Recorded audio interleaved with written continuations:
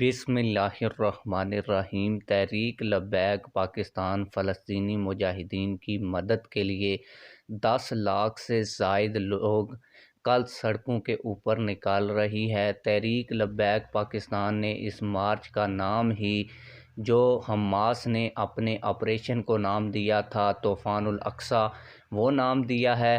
حافظ سعد رضوی صاحب سے یہ سوال بھی کیا گیا تھا اس سے فلسطینیوں کو کیا فائدہ ہوگا، تو حافظ سعد رضوی صاحب نے اس سوال کے جواب میں جواب دیا تھا کہ ہمارے پاس اسلحہ بارود نہیں ہے جس سے ہم فلسطینیوں کی مدد کر سکیں۔ ہم بے سر و سامانی کے عالم میں سڑکوں پر نکل کر جن کے پاس اسلحہ اور لڑنے کی تمام طاقتیں موجود ہیں ان کے کانوں کو کھڑکانا چاہتے ہیں کہ آپ لوگ نکلیں، ہمیں بھی اسلحہ وغیرہ فراہم کریں اور ہم فلسطینیوں کی مدد کے لیے اور اسرائیل کے خلاف جنگ کرنے کے لیے نکل سکیں، اور پوری دنیا کو بھی ایک پیغام جائے گا کہ مسلمان ابھی بھی ایک طاقت ہیں، اور مسلمانوں کی جو خصوصاً عوام ہے ان کے دل فلسطینیوں کے ساتھ دھڑکتے ہیں۔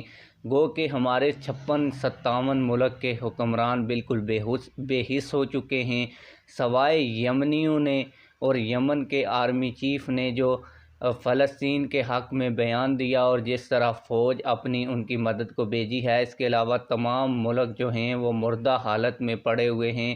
مسلمان ممالک فلسطین کا نام تک نہیں لے رہے، اور ان کو یہ ڈر ہے کہ اگر ہم نے فلسطین کی اس جنگ میں مدد کی تو ہمارے جو پیسے آتے ہیں اور جو ڈالر آتے ہیں وہ بند ہو جائیں گے۔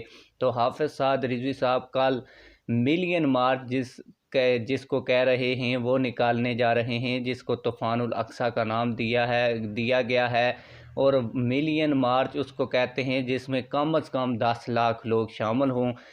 تو دیکھتے ہیں کہ کل تحریک لبیک پاکستان کا جو فیض آباد سے مارچ شروع ہونے جا رہا ہے اس میں کتنی عوام آتی ہے۔ ملتے ہیں کسی اور ویڈیو میں۔ اللہ حافظ۔